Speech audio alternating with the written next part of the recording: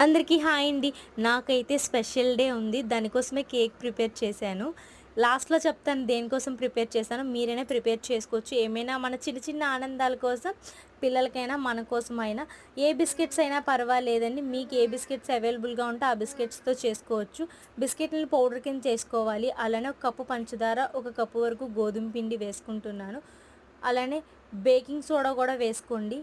పాలు వేసుకొని కలుపుకోవాలి. వీడియోలో చూపిస్తున్నట్టు కొంచెం తిక్కగా కలుపుకోండి. సరిపోకపోతే కొంచెం పాలు యాడ్ చేసుకోవచ్చు.